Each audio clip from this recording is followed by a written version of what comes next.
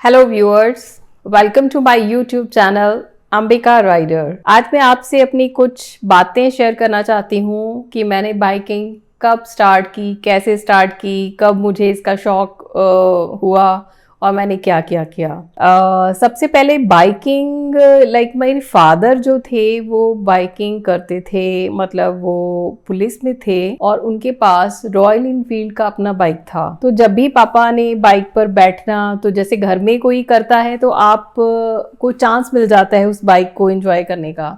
तो पापा ने बाइक पे बिठाना, ले जाना, मार्केट में ले जाना, हम लोगों ने गेड़ी पे चले जाना या कहीं पे भी जाना ना, तो वो हमेशा ही बाइक को देख के अच्छा लगता था कि ये अपनी है।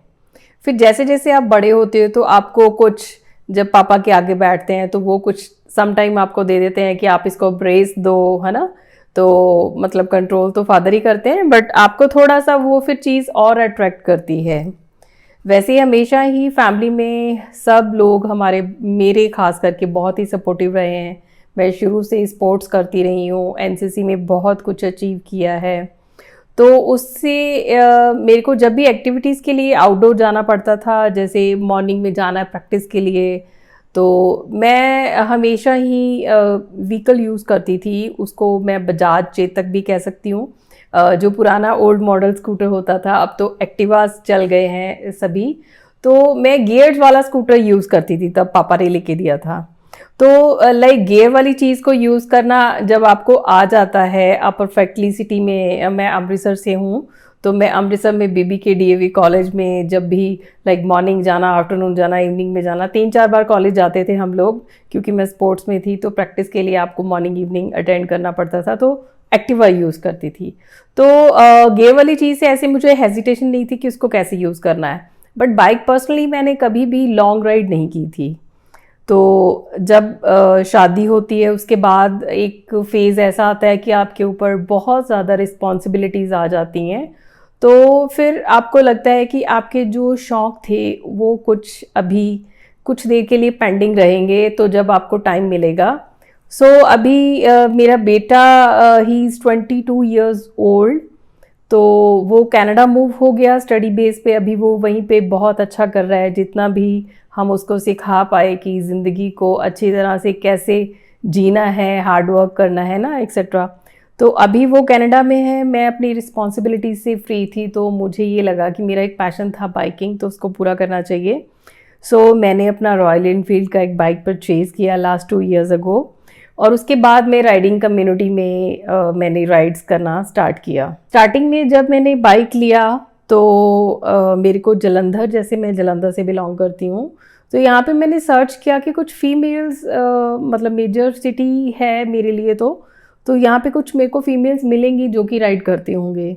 बट अनफॉर्चुनेटली मेरे को कोई भी फीमेल राइडर नहीं मिला, मेल राइडर थे। कुछ हेजिटेशन, मतलब कि मैं बाइकिंग में जा रही हूँ, मुझे ये था कि बीइंग अ लेडी वो मुझे ये ना सोचें कि यार इसे बाइक तो संभाला नहीं जाएगा, तो मतलब उनको मेरी हेल्प करनी पड़ेगी। मैं बड़ी अपने आप पे सेल्फ इंडिपेंडेंट हूँ कि मुझे किसी की हेल्प नहीं चाहिए, I can do my self. तो उस चीज़ को देखते हुए मुझे थोड़ी सी हेजिटेशन भी थी, तो मैं सर्च कर रही थी, बट कोई फीमेल मेरे को इस साइड पे नहीं मिल रहा था। कोविड का टाइम था, उसमें सब ने मोबाइल पे अपना 100% मतलब कुछ ना कुछ सर्च करते रहे, मैं भी करती रही। साउथ साइड में क्लब भी थे जो राइडिंग फीमेल करते थे, उनके भी बहुत सारे मेरे को इंस्टा पे प्रोफाइल मिले। मैंने उनकी लाइफ को देखा, वो कैसे राइडिंग करते हैं, कौन कौन से राइडिंग गियर यूज़ किया उन्होंने। फिर then I used to make a list कि मेरे को राइडिंग गियर, राइडिंग के साथ साथ मुझे राइडिंग गियर कौन से चाहिए, मुझे ट्रैफिक रूल की कंप्लीट नॉलेज होनी चाहिए बीइंग अ सोलो राइडर। तो मैंने वो धीरे धीरे करना शुरू किया। इस चीज़ में काफ़ी टाइम लग गया मेरे पास। जब भी फ्री टाइम होता था तो मुझे ये नहीं होता था कि मैं किसी सीरियल को कॉन्टिन्यूसली इंजॉय करूं या फिर चिट चैट फ्रेंड्स के साथ ऐसे बातें करूं। तो मैंने अपना एक स्केड्यूल बनाया और उसमें मैंने राइट डाउन करना शुरू किया कि मुझे अगर बाइकिंग में जाना है तो मुझे ये चीज़ें चाहिए। साथ कोई नहीं मिल रहा था। तो उसके बाद जलंधर में मुझे एक टॉक मोटो क्लब में ज्वाइन करने का मौका मिला। लोकल हमारे एक बहुत सीनियर राइडर हैं मेजर रवि जी, उनकी मुझे बहुत सपोर्ट रही स्टार्टिंग में। तो उन्होंने मुझे एक क्लब में इंट्रोड्यूस किया जिनके पास की रॉयल इनफील्ड के ही बाइक हैं, और वो जो बाइक थे मैं उनको यूज़ करती थी, और फिर मैं मतलब उनके साथ राइडिंग करने का जैसे मुझे मौका मिला तो मुझ में थोड़ा सा कॉन्फिडेंस और आया कि नहीं, मैं बॉयज़ के साथ बाइकिंग कर सकती हूँ। तो हम लोग, मेरा फर्स्ट ट्रिप जो लॉन्ग ट्रिप रहा, छोटे मोटे ट्रिप्स तो मैं खुद ही करती रही सोलो राइडर, बट मेरा लॉन्ग ट्रिप रहा 3 डेज़ की राइड थी हमारी झंझाली वैली, हिमाचल प्रदेश में हम लोग गए थे। और मुझे याद है कि मैं 2 बार बाइक से वहाँ पे गिरी भी थी, पर गिरने से मुझे ये नहीं लगा था कि मुझे चोट लग गई या कैसे, तो उसमें मुझे अपनी गलती का पता लग रहा था कि मेरी क्या मिस्टेक रही है ना। तो मेरे हस्बैंड ने हमेशा मुझे कोऑपरेट किया, उन्होंने कभी नो नहीं कहा, उनको पता है कि ये जो करेगी और अपने कॉन्फिडेंस लेवल पे कर रही है तो ठीक ही होगा। तो मुझे भी ये होता है कि उनको सोसाइटी में मैंने लेट डाउन नहीं कभी होने देना, मैंने जो भी करना है वो बेटरमेंट के लिए, एक फ़ीमेल को रिप्रेजेंट कर रही हूँ तो फीमेल के लिए भी ऐसे ही काम करूँगी जो उनके लिए प्राउड फीलिंग हो। तो फैमिली की हमेशा ही सपोर्ट रही है। फिर उसके बाद मैंने जब वहाँ से राइड मैंने सक्सेसफुली करी तो फिर मुझे ये था कि अब मैंने फिर जो राइडर्स हैं वो छोटे मोटे राइड्स करते हैं, यानी कि 3 दिन के हो गए, 4 दिन के, क्योंकि अपने वो काम में भी बिज़ी होते हैं। तो मुझे ये था कि मैं अब, मुझे नेचर से बहुत प्यार है, मैं बहुत नेचर को एंजॉय करती हूँ, अपने आप को नेचर का एक पार्ट मानती हूँ, और अपना एक पीस ऑफ माइंड मैं नेचर से ही लेती हूँ जब भी कभी मैं किसी भी चीज़ से डिस्टर्ब होती हूँ। फैमिली में बहुत सारे अप्स एंड डाउन्स चलते ही रहे हैं, जो मुझे पर्सनली जानते हैं उनको पता है कि आप अपने आप को स्टैंड अप रखने के लिए बहुत कुछ आपको सेक्रीफाइस करना पड़ता है। उसके बाद मुझे एक मेजर ऑपरेशन से गुजरना पड़ा, मेरा काफ़ी मेजर ऑपरेट हुआ, जो कि बाइक लेने के बाद सडनली ऐसे हो गया।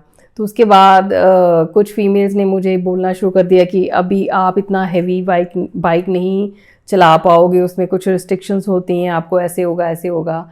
उसके बाद फिर मुझे ऐसे लगा कि नहीं यार, अब तो फिर ऐसे ही होगा कि आई एम 45 नाउ, तो मुझे अपना लाइफस्टाइल ऐसे रखना होगा कि कहीं गए फिर वापस आ गए, कहीं गए वापस आ गए, घर में बैठे टीवी देखा, बच्चों के साथ बात कर लिए, तो ऐसे तो बात नहीं बनेगी। तो शुरू से मैं काफ़ी एडवेंचरस रही हूँ, कुछ एडवेंचरस एक्टिविटीज़ में पार्टिसिपेट भी करती रही हूँ, ट्रैकिंग, साइकिलिंग, जिमिंग, योगा करना, मतलब डिफरेंट आपको मतलब कल्चर के लोगों से मिलना, उनकी बातें सुनना, मतलब काफ़ी सारी मेरी एक्टिविटीज़ रहती हैं जो कि मैं इंडिपेंडेंटली करती रहती हूँ। उसके बाद फिर मैंने जब डॉक्टर जिन्होंने मेरा ऑपरेट किया था, ही इज़ ऑल्सो राइडर, तो मैंने डॉक्टर जी को बोला, doctor Lakhwinder ji, he is in Genesis hospital Jalandhar, तो उनसे मैंने पूछा पर्सनली कि सर मैं अभी बाइकिंग नहीं कर पाऊँगी क्या, मेरे को तो बाइक में अभी बहुत कुछ करना था। तो बोलती नहीं Ambika, just set of mind, आपने अगर माइंड बनाया हुआ है कि आपने ये करना है तो यू कैन डू एवरीथिंग, तो ऐसा कुछ नहीं, अपनी अपनी बॉडी का होता है। तो उसके बाद मेरे को थोड़ा और कॉन्फिडेंस आ गया।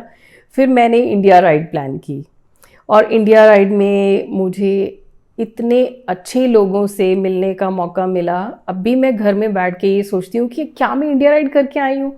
तो जस्ट मेरे को चीज़ मतलब सरप्राइज़ करती है कि जलंधर इंडिया के मुकाबले जैसे आप देखो तो मतलब आप इतना एक्सप्लोर नहीं कर पाते हो, बट बीइंग अ वुमेन मैंने पूरा इंडिया एक्सप्लोर करके आई हूँ, तो मुझे अपने आप पे बहुत प्राउड फील होता है कि मैंने किया है। स्टार्टिंग में मुझे काफ़ी प्रॉब्लम्स आई थी जब मैं प्लान कर रही थी, इवन 2 मंथ्स का मेरा प्लानिंग ऐसे ही एज इट इज़ पड़ा रहा पेंडिंग। मेरे बड़े फास्ट फ्रेंड हैं, उन्होंने मुझे फिर पूछना, हाँ जी तुम्हारी इंडिया राइड कैसे रही, इंडिया राइड प्लान हो गई ये वो, तो मैंने कहा कि मैंने उनसे बात तो की लेकिन मैं कर नहीं पा रही हूँ, तो कैसे करूँ। फिर उसके बाद नवंबर लास्ट ईयर 21 में नॉर्दर्न राइडर मीट थी होशियारपुर डिस्ट्रिक्ट में, तो मुझे वहाँ पे जाने का मौका मिला। जब मैं वहाँ पर गई तो वहाँ पे बहुत सारे सीनियर राइडर्स आए हुए थे, तो उनमें मिस्टर दिलीप चौहान उज्जैन से हैं वो, तो उज्जैन से उनसे मैं सिर्फ 10 मिनट्स ही बात कर पाई थी क्योंकि बहुत ज़्यादा राइडर्स थे वहाँ पे, बट मुझे वो 10 मिनट्स ही मेरी इंडिया राइड के लिए मुझे मोटिवेट कर गए। उनसे 10 मिनट बात करके मेरे को बाद में उन्होंने अपना कॉन्टैक्ट नंबर शेयर किया, हम लोग की कॉन्टिन्यूसली बात होती रही। He is a retired manager in some bank, तो उन्होंने मुझे पूरा फुली गाइड किया कि अंबिका किसी भी टाइम पे कोई भी कन्फ्यूज़न हो, कैसे करना है तो मुझे पूछना। तो उसके बाद मैंने इंडिया राइड करने का अपना जो मेरा प्लान था उसको मैंने मन में सोच लिया कि अभी तो मुझे करना ही करना है। तो फिर मैंने इंडिया राइड के लिए यहाँ से स्टार्ट किया।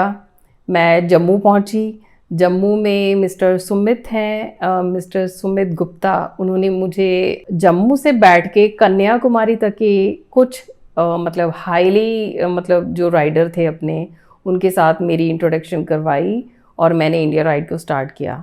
और मेरी राइड जिधर जिधर से मैं इंडिया राइड पे निकल रही थी, तो मुझे सीनियर राइडर्स आकर मिल रहे थे, मुझे सपोर्ट कर रहे थे। वो दिन मैं अपनी ज़िंदगी का कभी भूल नहीं पाऊँगी। मुझे इतनी खुशी मिली वहाँ पे।